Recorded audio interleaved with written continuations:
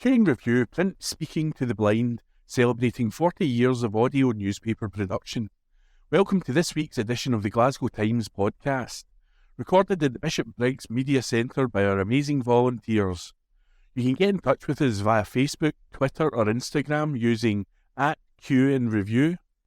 That is @CUEANDREVIEW.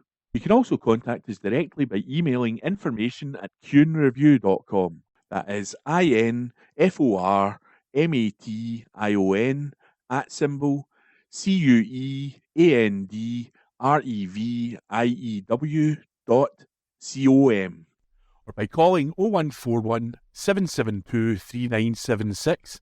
That's 0141 772 3976. From the Glasgow Times, Thursday the 11th of December 2025, from the news section. Barrhead Church boosted by funding for urgent repair work. Report by Gillian McPherson. An iconic church in dire need of massive repair work has received an early Christmas gift.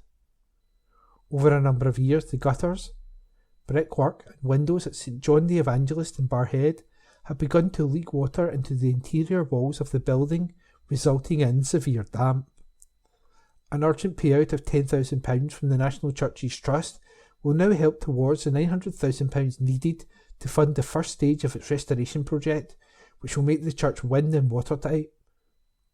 Specifically, the works will involve installing a new system of gutters and stripping the plaster off the west-facing walls, which will then need to dry out before being replastered. The windows will also be resealed and regrouted. Monsignor John Tormey, parish priest at St John's the Evangelist, said, "As parish priest of this wonderful community of St John's Barrhead, I am delighted to receive this grant from the National Churches Trust, which will help us to begin much needed restoration work in our parish church.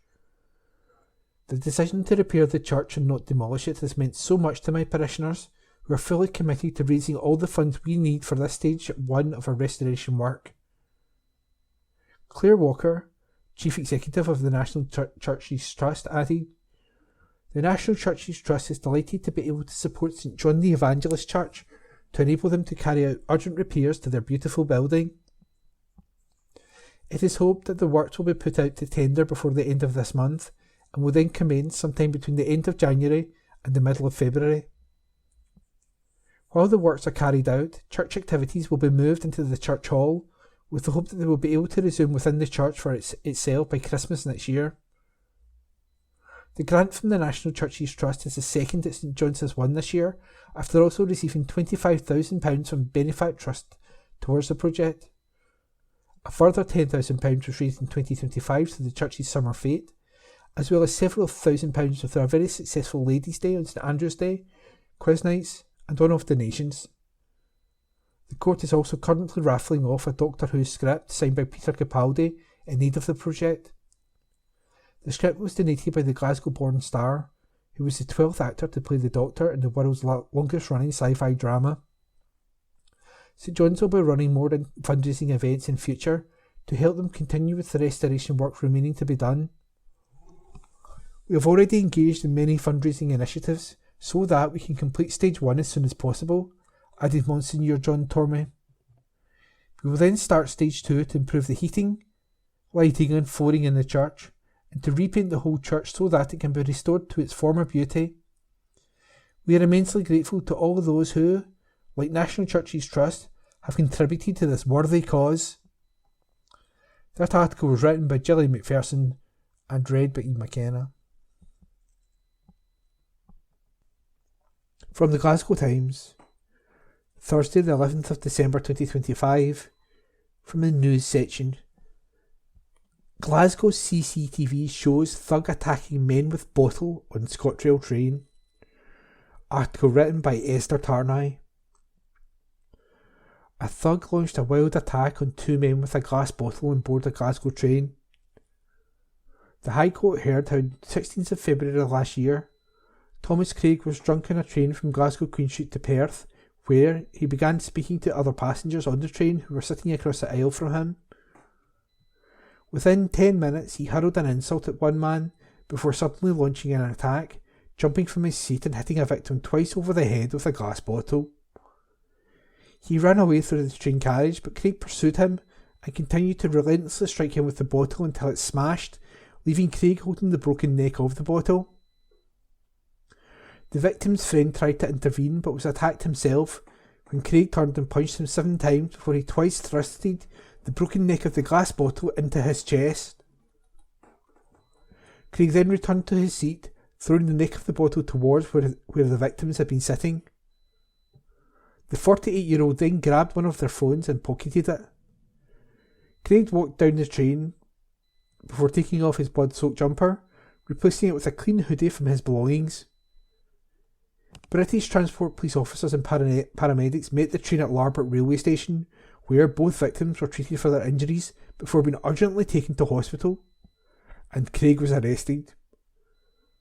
The injuries to the second victim were so severe that he was placed into intensive care, having suffered a stab wound close to his heart, a collapsed lung, and a severed artery that resulted in him losing around 15% of his blood. Craig, of Walton Street in Renfrewshire, was found guilty of attempted murder and serious assault on the 28th November following a 4-day trial. He will return to the same court on the 12th of January 2026 to be sentenced. British Transport Police Detective Inspector Mark Francis said, Craig acted in a truly despicable manner, violently and relentlessly attacking 2 men over a minor disagreement and causing countless passengers on the train to panic. His indiscriminate and thuggish actions could have resulted in far more severe consequences, both for his victims and for himself. It is thanks only to luck and to the life-saving work of the paramedics that Craig hasn't been found guilty of something far worse. I hope this verdict brings a measure of closure to the victims after enduring such a brutal attack. Violence on the railway is utterly unacceptable, and we will relentlessly pursue offenders like Craig to ensure they face justice. That article was written by Esther Tarnay and read by Ian McKenna. From the Glasgow Times, Thursday the 11th of December 2025, from the news section. Exclusive. Man jailed at Paisley Sheriff Court over threats to kill partner. An exclusive written by Emily Howie. A Glasgow man with a history of domestic offending has been jailed after he made threats to kill his partner. Brooke Gordon Cardle was today jailed after he admitted causing fear or alarm on November the 9th at a flat in Newton Mears, Ayr Road. The 31-year-old repeatedly shouted, acted in an aggressive manner, repeatedly kicked the front door, and made threats to kill his partner. The Procurator Fiscal Deputy previously told Paisley Sheriff Cardle and the woman had been in a relationship for 11 months and lived together at a flat in the Ayr Road. The Fiscal Deputy explained, around 8 p.m. on November the 9th, the woman was within her home address with her sister and the accused. About 8:20 p.m, they both engaged in an argument over the accused being under the influence of drugs. The accused was asked to leave, which he refused. A witness contacted police as the accused was refusing to leave. Due to the police being contacted, the accused left. The accused returned to the property around 15 minutes later and began behaving in a threatening and abusive manner. He began kicking at the front door, screaming and shouting he was going to kick the door in. The accused attended at the front of the property and began to throw items at the window to try to smash it. The witness contacted police again, as both she and the woman were in a state of fear and alarm. When officers arrived, the accused made off and was not traced this time. Police spoke with the woman and she stated the accused had previously held an axe to her face while behaving in a threatening and abusing manner. She refused to provide any date, time or further information. Around 10:05 p.m, the accused was arrested, taken to Helen Street Police Office and held in custody to appear at court the next lawful day. Sheriff Eoin McGinty today jailed Cardle of Duggery Place in the city for 6 months, reduced from 9 to reflect his early plea. A non-harassment order was also made preventing Cardle from contacting the woman for 3 years. That article was an exclusive written by Emily Howie. From the Glasgow Times, Thursday the 11th of December 2025. From the news section, Renfrew woman hails others kindness after death of mum. Report by Gillian McPherson. A bereaved daughter says she has been brought to tears by people's kindness after issuing a plea for help, giving her caring mum the goodbye she deserves. Daniel Cleary was unprepared emotionally and financially for the cost of arranging a funeral when her mother Yvonne McLean died suddenly last month. Yvonne, who was in her 50s, passed away just over a year after the death of her own mother Margaret, who she had cared for during a lengthy battle with cancer. Without the funds to cover the cost of a funeral, and not knowing where else to turn, Danielle found herself in a difficult position. The 35-year-old from Renfrew said, "My mum was the kind of person who gave everything she had to others. She was carer for my gran who had lung cancer and fought it for 7 years. In December 2023, my gran rang the bell to mark the end of treatment, but in February, she had a fall and the hospital discovered she had a stage 4 brain tumour and that the tumour in her lung had grown again and spread to her liver. My gran never really came home after that, but my mum still ran about every day to get her things and do things to help her, and my mum was just really devastated when she passed away. My mum's passing then came just a year after losing my grandmother, unfortunately leaving me on my own and not eligible for any government help as I do work full time. Due to this and an outstanding emergency loan for my gran's boiler, I couldn't get help anywhere for the funeral costs. Dog groomer Danielle says she needed a $1,500 deposit just to book the funeral with her funeral director, telling her the rest could be paid through a payment plan over time. Despite finding the task of asking for help incredibly hard, she was desperate to honour her mum in the proper way and she knew she had to do something. Her mum's friend suggested Danielle start an online fundraiser which, with some trepidation she did, with the aim of raising the £3,500 needed. To her shock, the fundraiser has now coined in more than £3,000. I was scared to do it because I thought that what if no one else does it, then I'll get upset about it, she explained. I think within 2 days we had the deposit for the funeral, and just knowing I could book the funeral at the very least was just such a massive weight off my shoulders with everything going on. I was like, anything else on top of that is a bonus, but now it's over £3,000. I couldn't believe that people were donating. It's so heartwarming, especially when you're going through something. You end up a bit teary about it sometimes. Some of those who have donated have been people from the past, including those she went to school with, or her mum went to school with, which has brought her further comfort at this difficult time. People have come out of the woodwork and I'm like, "Oh, I remember your name from when I was a kid," she added. It's lovely because we moved to Renfrew when I was starting high school and we moved away from everyone we grew up with, so it's nice to know that they still cared. Yvonne's funeral will be held tomorrow, December 12th, at 9:30am at Creighton Crematorial in Cardonald. To donate, go to www.gofundme.com. Article written by Gillian McPherson. From the Glasgow Times, Friday the 12th of December 2025, from the news section. Film on Glasgow Kenmure Street protest to be released. Report by Beth Oliver. A powerful documentary about Glasgow's community resistance to a Home Office raid is set to reach audiences across the UK and Ireland. The film, titled Everybody to Kenmure Street, tells the story of the 2021 Home Office immigration raid in Glasgow's Pollokshields neighbourhood and the public protest that stopped it. Hundreds of residents took to the street during the 8-hour standoff to prevent the deportation of their neighbours in what became a globally reported act of civil resistance. Two-time Oscar winner Emma Thompson acted as an executive producer on the documentary. Discussing the project, she said, "Everybody to Kenmure Street beautifully and powerfully demonstrates the innate and deep decency of our people, whilst also highlighting the institutional mannerisms and structures that are the opposite of this. It's a documentary about what we as a society often do not see, but what we can do when we see it. I'm excited to be supporting Felipe with this urgent film."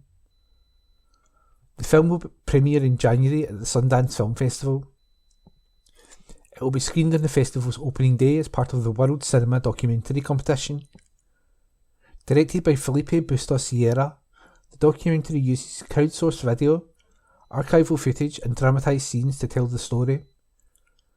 Felipe Bustos Sierra said, "Like the day it documents, this film has been a baton relay race made of many fragments, reflecting the unhappy times we live in and the resilient stance of the many who rise to make a change.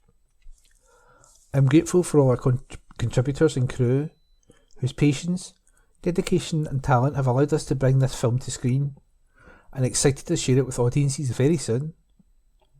The film is produced by Chiara Barry of Glasgow-based production company Barry Carrera. Chiara Barry said, "Everybody to Ken Muir Street is a hopeful film that celebrates the power of community. In an increasingly divided world where many feel disenfranchised, it allows us to believe our collective agency to enact change. This film is deeply personal to us as residents of the Glasgow community where the film is set and participants of the protest on the day. We are excited to share this film with international audiences and are proud to celebrate its message."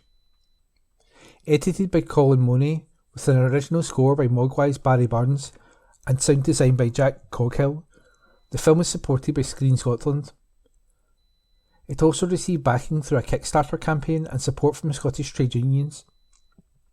Everybody to Ken Muir Street is set for release in the UK and Ireland in spring 2026. That report was written by Beth Oliver and read by Ian McKenna. From the Glasgow Times, Friday the 12th of December 2025, from the news section, exclusive. Glasgow suicide charity founder pays moving tribute to city. An exclusive by Anne Fotheringham. For Natalie Daghil, being named Glasgow Community Champion of the Year 2025 came as a complete shock, she admits. At the grand final, the co-founder of charity A Place Called Here paid tribute to her husband Anton, with whom she set up the organisation following the loss of her father to suicide. "He has been beside me every step of the way," she said in an emotional acceptance speech. "This recognition is really important, not just for me, but for every family who has lost someone to suicide." The Glasgow Community Champion Awards, run by the Glasgow Times in association with Vertu and supported by Glasgow City Council and Allied Vehicles Charitable Trust, celebrate the city's unsung heroes who go the extra mile for others. At the grand final in the banqueting hall of Glasgow City Chambers on December the 3rd, Natalie's family and friends cheered and the whole room applauded as her name was announced as the winner. A Place Called Here has become a much respected space where those bereaved by suicide can find understanding, connection and hope. Families who use the group, which holds regular meetings and wellbeing sessions, say Natalie has gone above and beyond to help people navigate their grief and build resilience. Natalie and Anton set up A Place Called Here a year ago.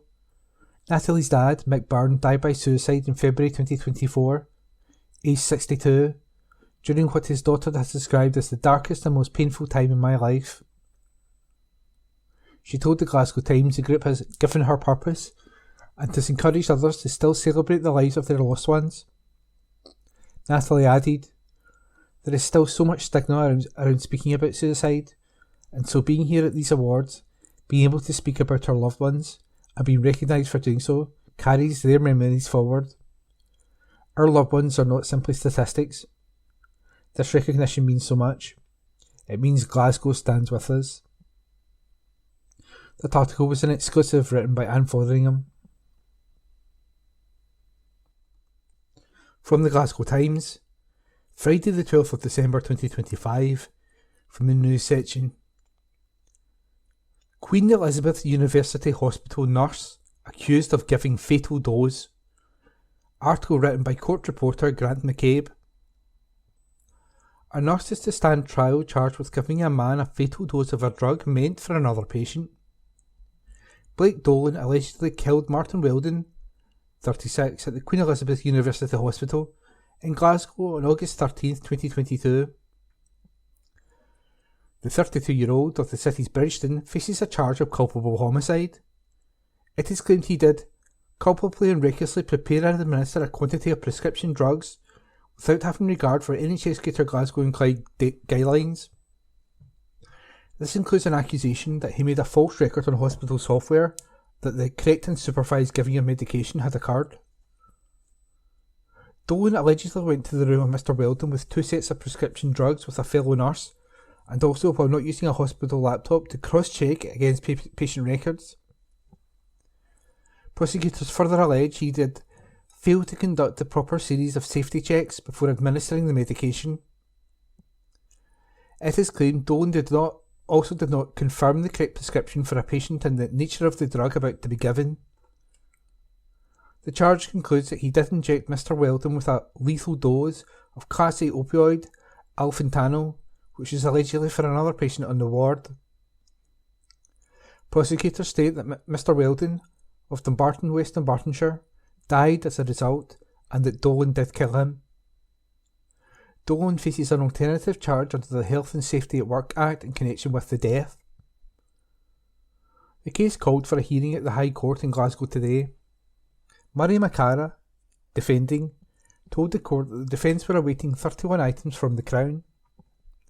He stated that the defence are not ready for trial as they await an expert report from a nurse.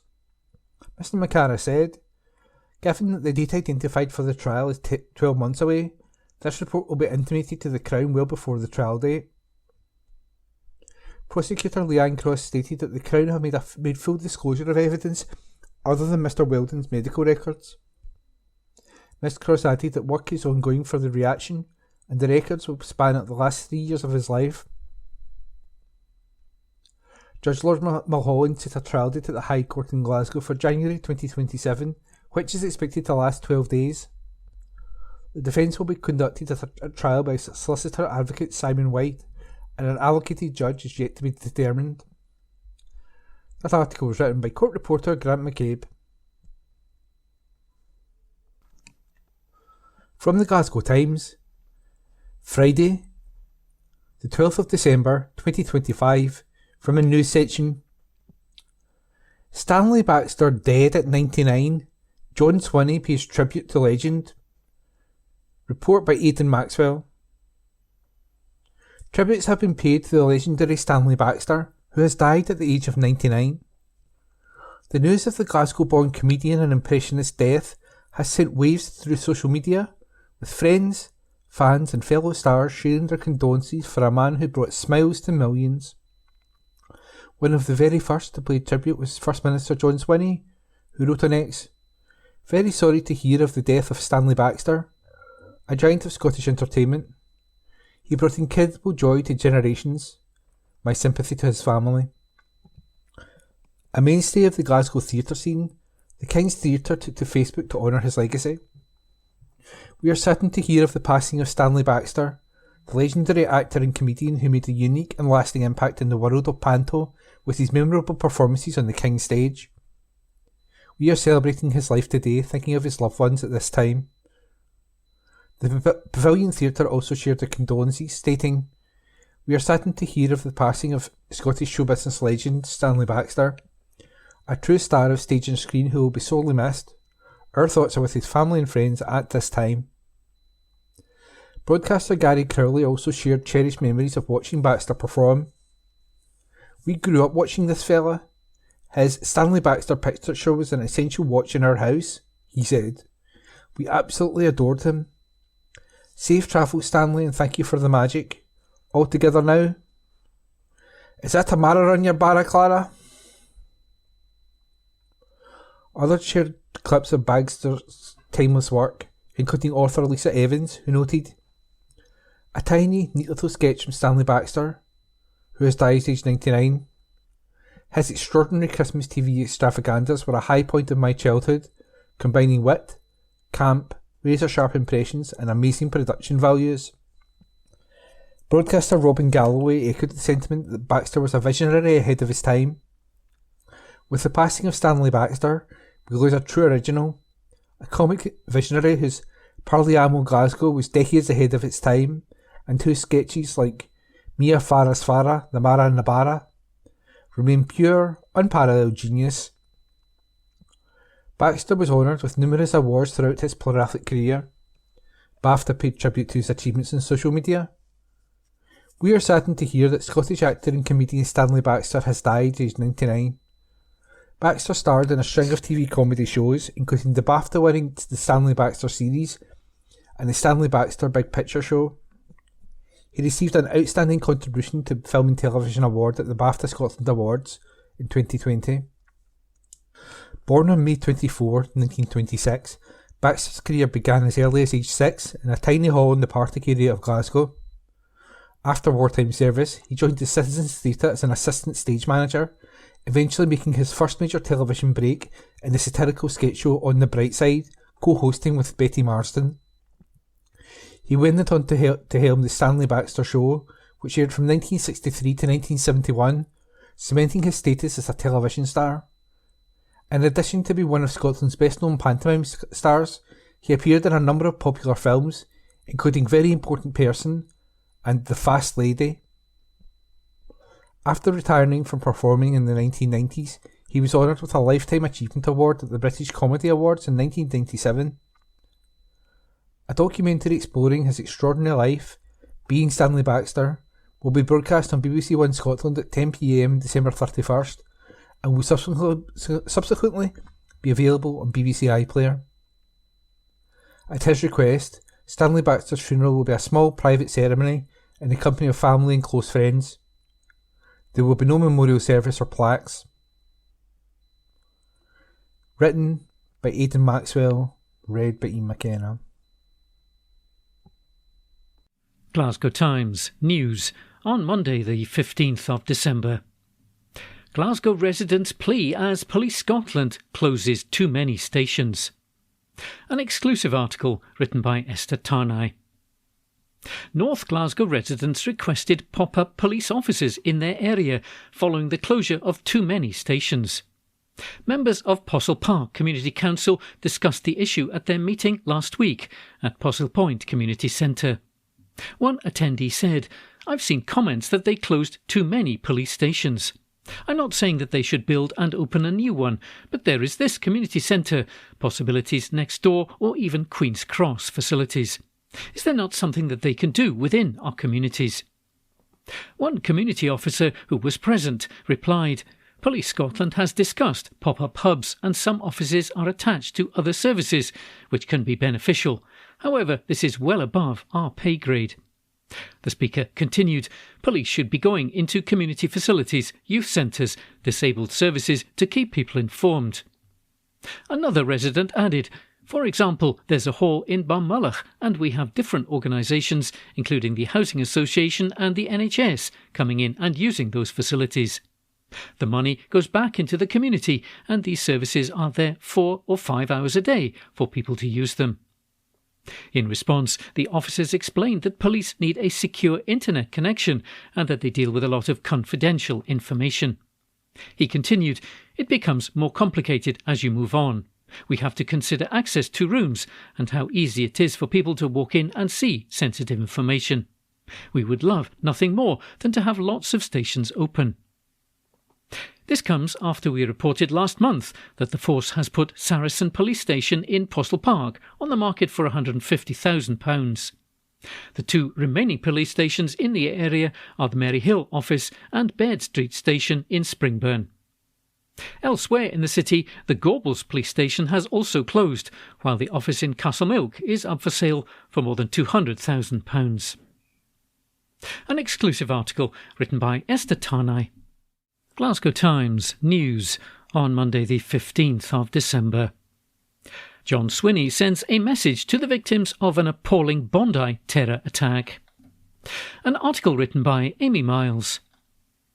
Scotland's First Minister, John Swinney, sent his sympathy and solidarity to the victims of a terror attack on Bondi Beach in Australia. At least 15 people have been killed and 29 injured in a terrorist attack targeting a Jewish celebration in Sydney, Australian police have said. 2 individuals armed with guns opened fire on a crowd celebrating Hanukkah in the Archer Park area of Bondi Beach at 6:47 p.m. local time on Sunday, New South Wales police have said. The state's Premier, Chris Minns, told a press conference this attack was designed to target Sydney's Jewish community on the first day of Hanukkah, and what should have been a night of peace and joy celebrated in that community with families and supporters has been shattered by this horrifying evil attack. Mr. Swinney described the attack as appalling and said that he was horrified by it. He added, "I'm horrified by the events at Bondi Beach and send my sympathy and solidarity and that of the people of Scotland to those affected. This is an appalling incident." An article written by Amy Miles. Glasgow Times News on Monday the 15th of December. New snow weather forecast shows that Glasgow could see a white Christmas. An article written by Amy Miles. New snow maps show that Glasgow and its surrounding areas could face snowfall over Christmas.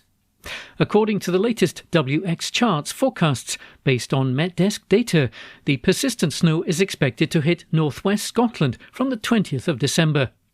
This has increased the likelihood of a white Christmas for Scotland, the last of which was in 2021. The last UK-wide white Christmas was back in 2010, and the current data indicates no snow for England, Wales or Northern Ireland during this festive period. From the 20th to the 23rd of December, snow is anticipated primarily in northwest Scotland and is then expected to expand its reach throughout Scotland. The forecast suggests a shift in snowfall by midday on Christmas Eve, moving further east to bring wintry conditions to central and eastern parts of Scotland, including Glasgow. Additionally, the Met Office has released its extended forecast for the 19th to the 28th of December. It predicts showers or longer spells of rain are likely to continue at first for many parts of the country, perhaps heavy at times, but gradually over the weekend the weather is expected to become more settled. Scotland and Northern Ireland are likely to see this change first, with spells of rain perhaps slower to clear further across the south. Looking forward to the week commencing on Christmas Day, the Met Office forecasts high pressure becoming more widespread. This will usher in calmer weather, colder temperatures, overnight frosts and morning fog. An article written by Amy Miles. Glasgow Times News on Monday the 15th of December. Sir Cliff Richard reveals a years-long prostate cancer battle. An article written by Amy Miles. Sir Cliff Richard has revealed that he's been treated for prostate cancer for the past year.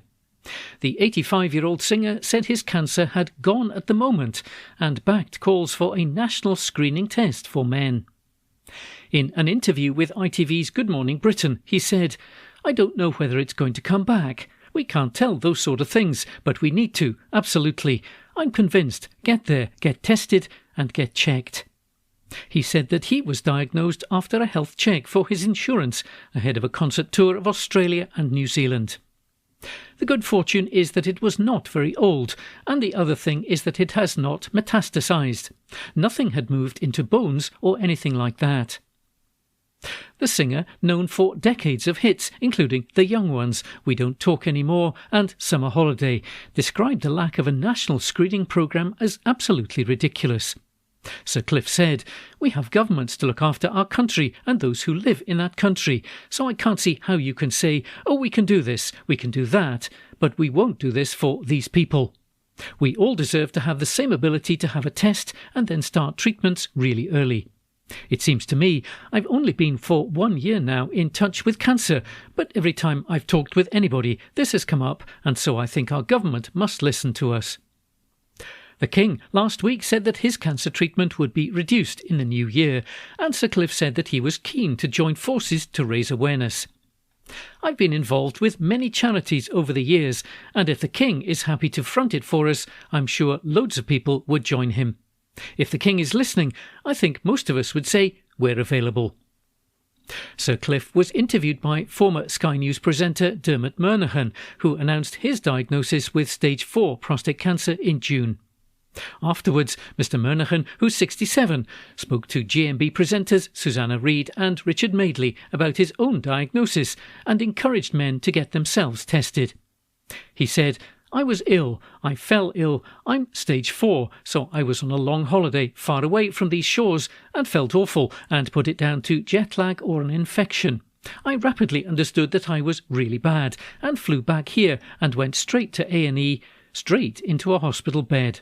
So that's how silly I was. If I'd had a test earlier, then the earlier you catch it, the better the treatment is, or the better the prognosis. In November, Mr Murnaghan expressed his disappointment when the UK National Screening Committee said that prostate cancer screening would not be made routinely available for the vast majority of men in the UK because it's likely to cause more harm than good. The committee has, however, put forward a recommendation to screen men with BRCA1 and BRCA2 genetic mutations, which puts them at far higher risk of prostate cancer every 2 years, between the ages of 45 and 61. Olympic cycling great Sir Chris Hoy, who said last year that doctors had given him between 2 and 4 years to live after his prostate cancer has spread to his bones, spoke about the decision to BBC Breakfast on Monday. 10,000 men a year in the UK are dying or have been given the diagnosis that I got. There needs to be a coordinated attempt, he said. It can't just be down to members of the public or people in the public eye getting out there trying to spread the message. It's important that we do that, but equally there should be some national screening campaign or something which is more coordinated. Chiara De Piazza, Director of Health Services, Equity and Improvement at Prostate Cancer UK, said, "We're glad to hear that Sir Cliff Richard found his prostate cancer at an early stage and has had successful treatment. We thank him for sharing his story and in doing so raising vital awareness of this disease, which is completely curable if found early. But men's lives should not be left to chance. We lose 12,000 dads, brothers, sons and friends to this disease every year. Prostate cancer is the last major cancer without a mass screening programme, and it's about time for a change." An article written by Amy Miles. Glasgow Times News on Monday the 15th of December. The Glasgow subway celebrates its 129th birthday as it looks to the future. An article written by Josh Pitsuta-Pomako. The Glasgow subway has celebrated its 129th birthday as the Underground continues to modernise in a bid to secure its future. The third oldest underground metro system in the world, after London and Budapest, the Glasgow subway opened for the first time on the 14th of December 1896. Currently operated by the Strathclyde Partnership for Transport, the railway was constructed over 5 years by the Glasgow District Subway Company at a cost of £1.5 million. However, a crash on the subway's opening day meant that the 6.5-mile route did not reopen until January of 1897. The railway was electrified in 1935 in a bid to cut costs. Strathclyde Partnership for Transport explains, Glasgow saw a spectacular population growth throughout the 19th century as people came to the city for work, making it a priority to move people about the city as demand grew for a public transport system that was quick, good value and accessible to all. The subway was originally built for the Glasgow District Subway Company and operated as a cable-hauled system. It was the first of its type in the world, with propulsion provided by stationary steam engines. Now part of Strathclyde Partnership for Transport, the subway is currently undergoing a major £288 million modernisation programme. This will see new trains and a new signalling system in place, completely transforming the whole system. In modern times, the subway continues to upgrade, with new trains being installed throughout 2024 as part of this upgrade. At the time, the Strathclyde Partnership for Transport said that the 2 longest-serving trains, installed in 1980, had completed an estimated 2.6 million miles, or 400,600 loops around Glasgow.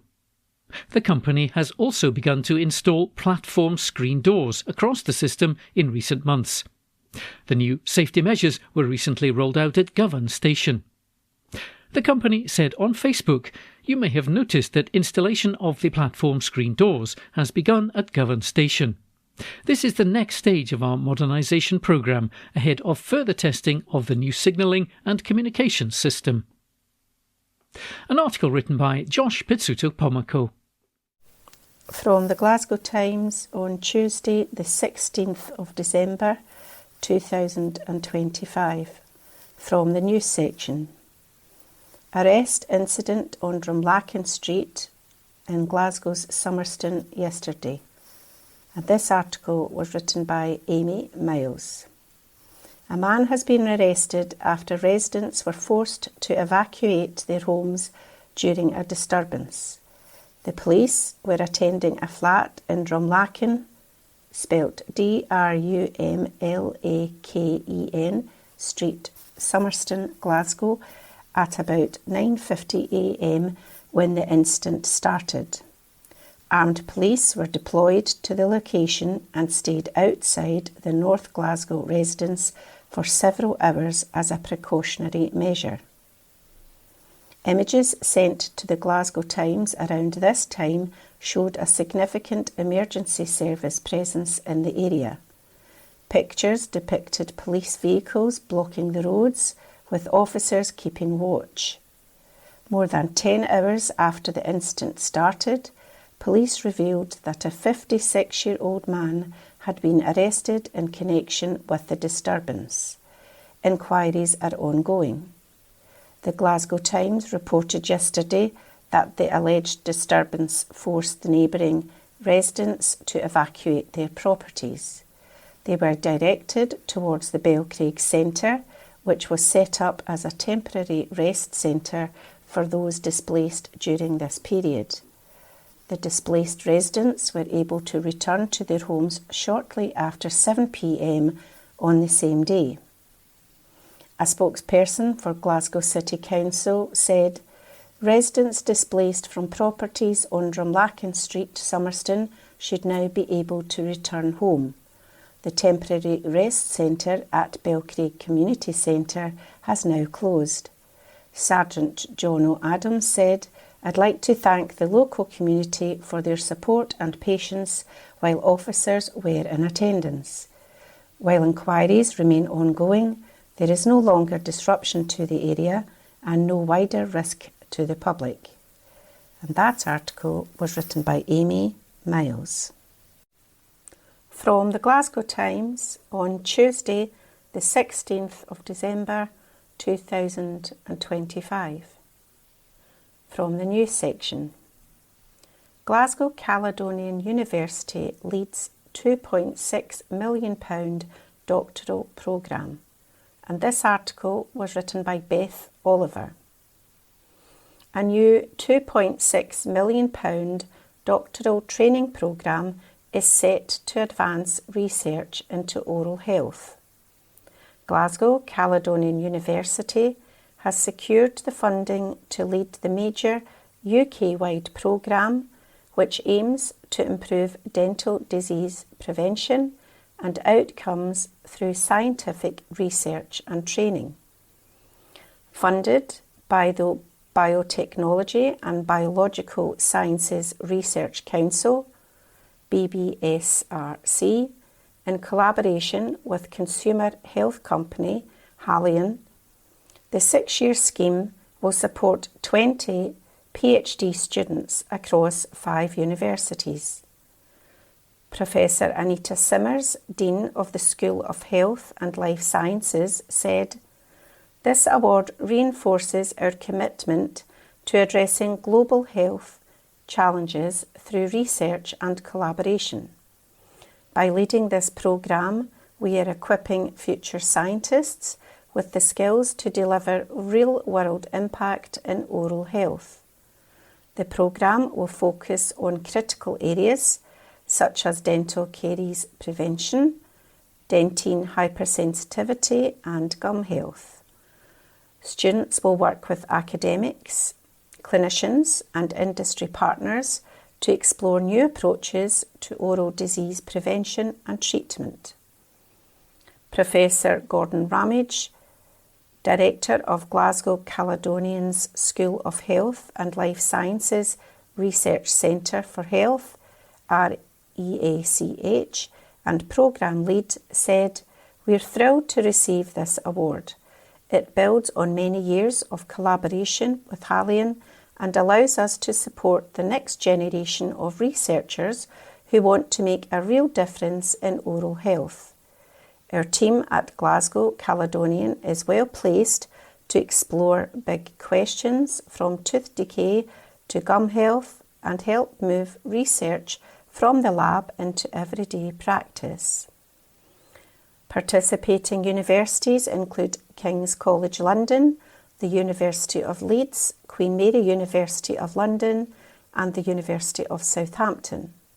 Haleon, the central industry partner, will provide students with specialist technical training and insight into research and development within a global consumer health company.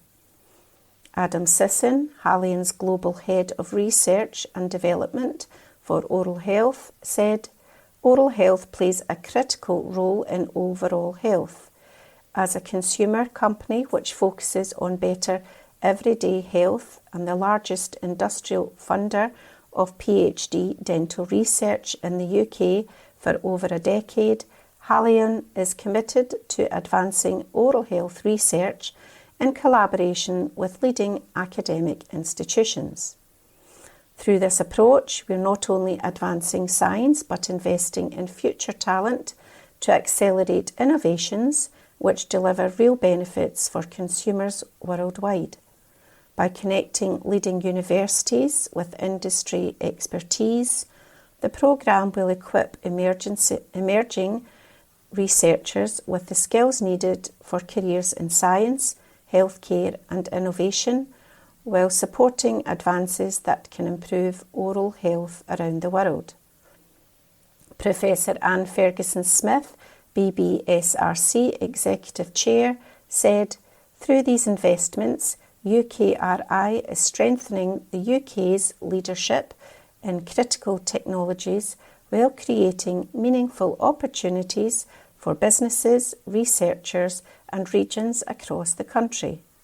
The IDLAs and DFAs will equip a new generation of talented researchers with the skills to drive innovation, support high-growth sectors and improve lives. Oral diseases affect an estimated 3.5 billion people worldwide and are linked to serious conditions such as diabetes and cardiovascular disease." And this article was written by Beth Oliver. From the Glasgow Times on Tuesday the 16th of December 2025, from the news section. Search for missing Mark Connor last seen at Glasgow's Cairnhill Circus. And this article was written by Amy Miles.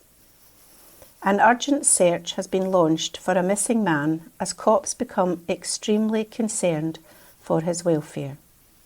Mark Connor was last seen around 3:35 p.m. on December the 15th in the Cairnhill Circus area of the south side. He's described as 6 foot 1 inch tall with a shaven head and a brown beard. At the time of his disappearance, he was wearing grey jogging bottoms, a black and green Xbox Christmas jumper, an orange light padded jacket and a navy bobble hat with a yellow stripe. Cops believe Mark may be travelling in a black MG ZS with the registration SL22DVB. Police are now appealing to the public to come forward with any information on Mark's whereabouts. Inspector Graham Smith of Govan Police Office said, "We are extremely concerned for Mark's welfare and are urgently trying to trace him to ensure he's safe and well. I would urge anyone with information regarding his whereabouts or the vehicle to contact Police Scotland on 101, quoting incident number 2194 of December the 15th. Mark, if you see this appeal, please make contact with police so we can make sure you're okay. Anyone with information that could help the investigation, is urged to contact Police Scotland on 101. And that article was written by Amy Miles, read by me, Caroline. That concludes this week's edition of the Glasgow Times podcast. Please remember to subscribe to our channels at Q and Review and to tell your friends about our service.